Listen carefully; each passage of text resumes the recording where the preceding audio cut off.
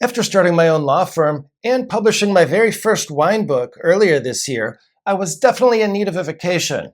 While I've been away, I've had to make a number of different decisions about wine that have been a little bit more challenging than usual, and I know that many of you are likely faced with a number of these same decisions while you're traveling. For that reason, I thought it might be interesting for me to do a video about how I approach wine when I'm traveling and away from home and can't just reach into the cellar and grab an interesting bottle. So in this video, I'm going to be answering frequently asked questions about enjoying wine while on vacation.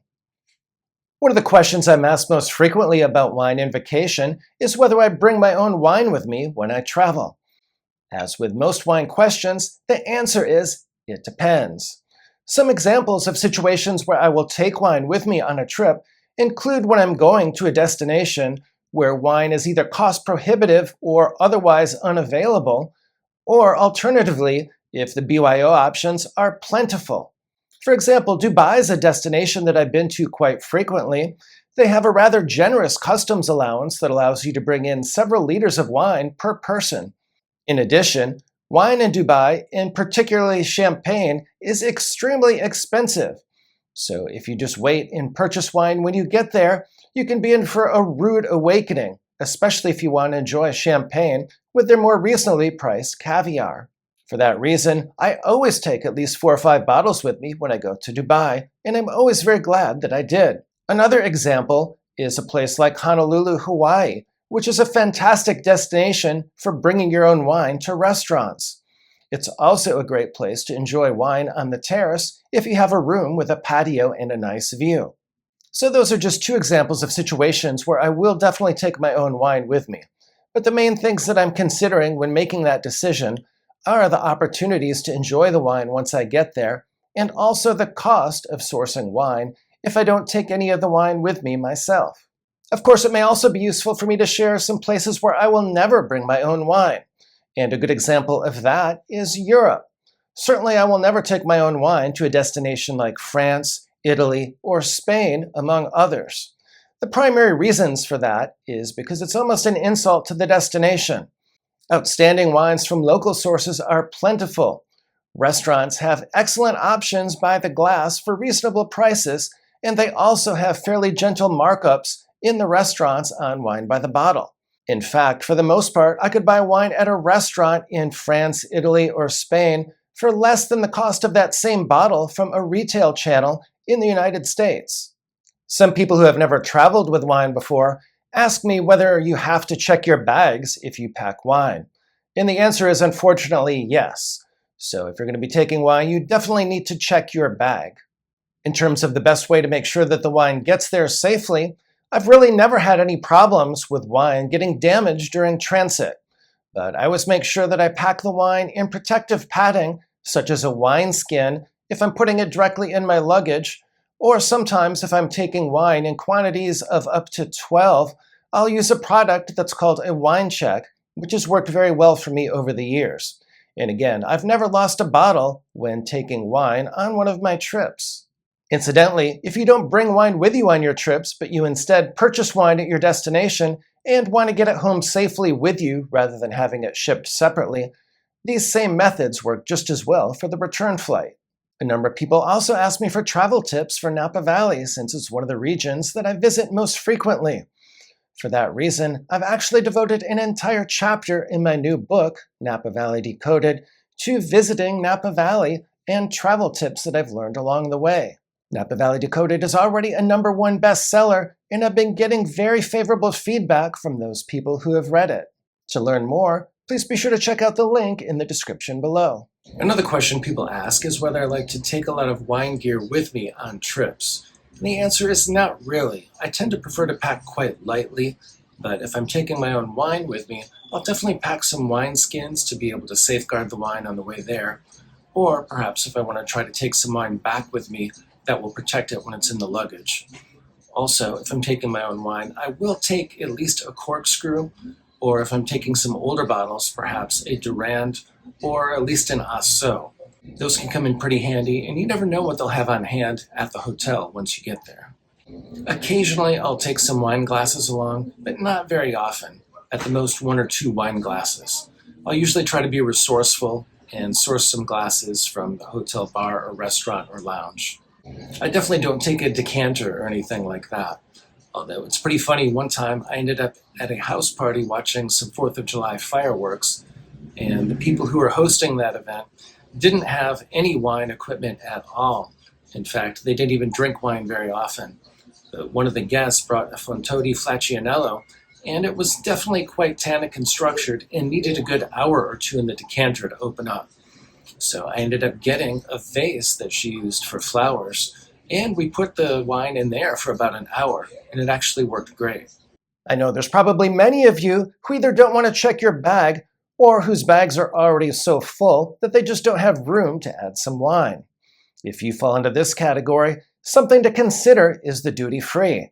While duty-free is most commonly associated with liquor, and it certainly works great for that purpose, there's also a number of airports that have some extremely impressive high-end wine. Sometimes they even carry back vintages that are ready to go and extremely enjoyable at compelling prices. Examples of airports where I've seen some impressive wine selections include London Heathrow, Singapore, and Dubai. Another question is what to do when you're at a restaurant and you look at the wine list and you don't recognize anything on the list.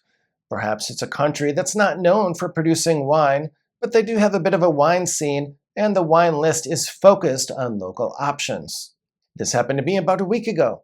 I was visiting a country on a day trip and having a nice lunch, but I wanted to try a local wine with a cuisine, and I had absolutely no prior experience with wines from this country. But this was a terrific seafood restaurant where I was able to select my own fish. So I told the waiter that I'd like a white wine that's bone dry, that has high acidity, and that has restrained use of new oak, because I thought that would pair quite well with the fish. This particular waiter made a suggestion, and it worked out great.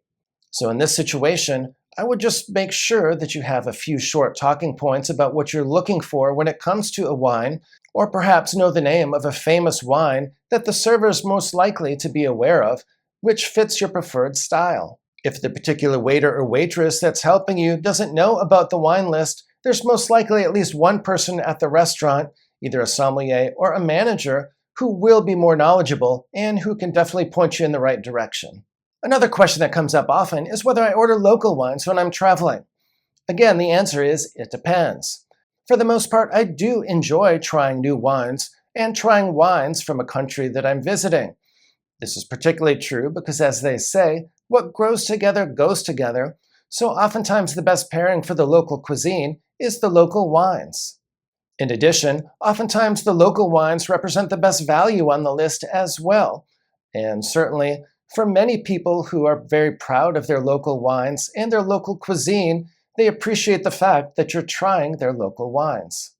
But of course, there are exceptions. Sometimes, for example, when I'm visiting Bordeaux and I'm tasting nothing but Bordeaux for 4 or 5 days straight, I might have a white Burgundy with lunch. Similarly, there have been some instances where I've not been that particularly impressed with a country's local wines, as they might be too sweet or just otherwise not fit my stylistic preferences. So in that situation, I might try wines that are from another nearby country if those wines are a little bit more impressive. For example, if I'm in the Mediterranean, I might try a wine from either Greece or Italy rather than another country nearby that has a less established wine scene. Typically, if I do that, however, it's only after trying some of the local options and determining that they're not necessarily what I'm looking for. Another question I get frequently is whether I'll always order wine. Sometimes, for example, people will see me at social functions and they'll be surprised to see that I'm not drinking wine. That typically happens in one situation, which is where I know exactly what is on the wine list and I decide that my best bet is to order either a cocktail or a beer. And that definitely does happen. It happens at business functions, and it happens sometimes when I'm traveling. Many people also ask me if my mindset shifts when I'm on vacation in terms of ordering wine that I might not drink otherwise. And the answer is absolutely. When I'm traveling, I find that the overall experience is absolutely an important part of the equation. For example, if I'm someplace that has a nice view and some seafood, I'll typically look for the best available white wine that will pair well with the food and just be a refreshing, enjoyable choice, even if that's a wine that I would never enjoy or order if I was at home. One of the most memorable pairings that I've ever had, and one that I still remember well to this day, was my first trip to Portugal. I was on a patio in Lisbon, and I had ordered some fish soup that was served in a bowl that was made of bread. And I just wanted something quick and enjoyable that would pair well with that course. So I ended up getting a bottle of the local Vinho Verde that was recommended by the server. It turned out that that was a fantastic combination, and it's one that I remember to this day, despite the fact that it was an extremely affordable option. Someone also asked whether I have any bad experiences from traveling internationally relating to wine. And I really can't think of any, certainly not in the last 7 or 8 years or so. The only thing that comes to mind is that one time I was in Mendoza, Argentina, and we were at a restaurant with a group of people. And at that time, we got a wine that was badly corked. And I tried to explain that to the waitress, and we even had some Spanish speakers at the table with us. And unfortunately, she didn't understand too much about wine, and so I think we had a miscommunication. She ultimately did exchange the wine, but I think she had the impression that we just didn't like it, and we're trying to get a different wine for that reason. And so it was a little bit awkward and uncomfortable. For the most part, I've had only positive wine experiences abroad, certainly over the last 7 or 8 years or so. If you have a wine trip coming up and you want to know how I go about planning my own visits to wine country, please be sure to check out this video that's linked above.